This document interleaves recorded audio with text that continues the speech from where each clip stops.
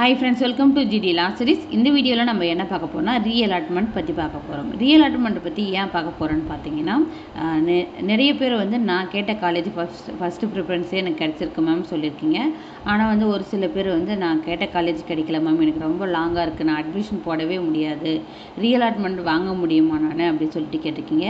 இதற்கான முழு விளக்கத்தை இந்த வீடியோவில் நம்ம பார்க்க போகிறோம். வீடியோக்குள்ளே போகிறதுக்கு முன்னாடி இந்த சேனலை இன்னும் சப்ஸ்கிரைப் பண்ணாமல் இருக்கீங்கன்னா சப்ஸ்கிரைப் பண்ணிவிட்டு கூடவே இருக்கிற நோட்டிஃபிகேஷன் பெல்லை ஆல் கொடுத்துங்க. வாங்க வீடியோக்குள்ளே போகலாம். ரீஅலாட்மெண்ட்டுக்கு நீங்கள் அப்ளை பண்ணலாமான்னு பார்த்தீங்கன்னா தாராளமாக வந்து எல்லாருமே வந்து அப்ளை பண்ணலாம். ஆனால் நீங்கள் ரீஅலாட்மெண்ட் எந்த இடத்துக்கு கேட்குறீங்களோ அந்த காலேஜில் வேக்கன்சிஸ் இருந்தால் மட்டும் உங்களுக்கு ரீஅலாட்மெண்ட் கிடைக்கும்.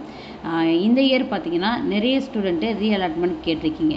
ஸோ நீங்கள் கேட்குற காலேஜில் அங்கே இருக்கிற அட்மிஷன் போட்ட ஸ்டூடெண்ட்டு வேறு காலேஜுக்கு ரீஅலாட்மெண்ட் கேட்டு வாங்கிட்டு போகிறாங்கன்னா அந்த வேக்கன்சி கண்டிப்பாக வந்து உங்களுக்கு வேக்கண்ட் ஆகும். அந்த இடத்துல உங்களுக்கு சீட் வழங்குறதுக்கான பாசிபிலிட்டிஸ் அதிகமாக இருக்குது. ஓகேங்களா? ரீஅலாட்மெண்ட் அப்ளை பண்ணுறதுக்கான ப்ரொசீஜர்னு பார்த்தீங்கன்னா நீங்கள் எந்த காலேஜ் அலாட் ஆகிருக்கோ அந்த காலேஜில் போய்ட்டு அட்மிஷன் போட்டுருங்க. ஃபீஸ் பே பண்ணி அட்மிஷன் போட்டுருங்க. அட்மிஷன் போட்டு அந்த காலேஜிலே ரீஅலாட்மெண்ட்டுக்கு ஃபார்ம் கேட்டிங்கன்னா பிரின்ஸிபல் வந்து அவங்க ஆஃபீஸ் மூலிமா உங்களுக்கு வந்து அதுக்கு இஷ்யூ பண்ணுவாங்க.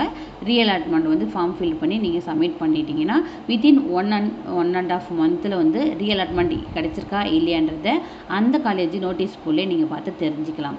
ஓகேங்களா? தெரிஞ்சுக்கிட்டு எந்த காலேஜ் ரீஅலாட்மெண்ட் கேட்டிருந்தீங்களோ அங்கே கிடச்சிருச்சுன்னா நீங்கள் அந்த காலேஜுக்கு போகலாம். ஆனால் அந்த காலேஜுக்கு போகிறதுக்கு முன்னாடி இந்த ரீஅலாட்மெண்ட் கொடுத்து கேட்டு 1.5 மந்த் இருக்கு இல்லையா, இந்த 1.5 மந்த்து நான் கிளாஸஸ்க்கு ரெகுலராக போகணுமா? எஸ், கண்டிப்பாக போகணும். ஏன்னு பார்த்தீங்கன்னா உங்களுக்கு அட்டனன்ஸ் வந்து வீக் ஆகிடும் அப்படி நீங்கள் ரெகுலராக போகலன்னா.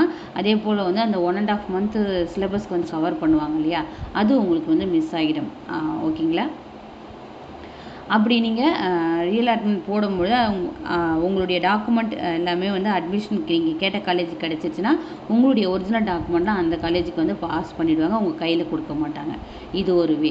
நெக்ஸ்ட்டு ஒன்று என்னன்னு பார்த்தீங்கன்னா ட்ரான்ஸ்ஃபர் ஆஃப் காலேஜ். இந்த ட்ரான்ஸ்ஃபர் ஆஃப் காலேஜ் நீங்கள் எப்போ வாங்க முடியும்னா ஃபஸ்ட் இயர் முடிஞ்சு செகண்ட் இயரில் தான் வாங்க முடியும். ஓகேங்களா? 3 இயர்ஸாக இருந்தாலும் சரி, 5 இயர்ஸாக இருந்தாலும் சரி, ஃபஸ்ட் இயரில் ரீஅலாட்மெண்ட் வாங்க முடியும், செகண்ட் இயரில் ட்ரான்ஸ்ஃபர் ஆஃப் காலேஜ் வாங்க முடியும். ஒரு வருஷம் பல்ல கடிச்சிக்கிட்டு அங்கேயே ஹாஸ்டல்லையோ அல்லது பிஜிலையோ இல்லை ஒரு ரூமுக்கு ரெண்ட்டுக்கு எடுத்து ஸ்டே பண்ணி ஸ்டடி பண்ண ஸ்டார்ட் பண்ணிவிடுங்க. 1 இயர் கழிச்சு நெக்ஸ்ட்டு செகண்ட் இயரில் என்ன பண்ணுறீங்கன்னா ட்ரான்ஸ்ஃபர் ஆஃப் காலேஜ் வந்து கேளுங்க. ட்ரான்ஸ்ஃபர் ஆஃப் காலேஜ் வந்து நீங்கள் கேட்குற காலேஜில் உங்களுக்கு கட்டாயம் வந்து தருவாங்க. ஓகேங்களா?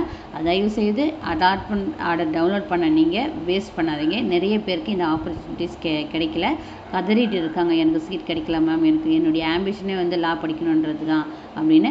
அப்படி நீங்கள் படிக்க வேண்டாம், இல்லை லாங்கில் இருக்குது, இந்த காலேஜில் அட்மிஷன் போட வேண்டாம் அப்படி திங்க் பண்ணுறதுனா முன்னாடியே டிசைட் பண்ணிட்டுங்க. ஏன்னா பின்னாடி டிசைட் பண்ணுறதை விட முன்னாடி டிசைட் பண்ணிங்கன்னா உங்களுடைய சீட்டு வேறு யாருக்காச்சும் யூஸ் ஆகும். ஓகேங்களா?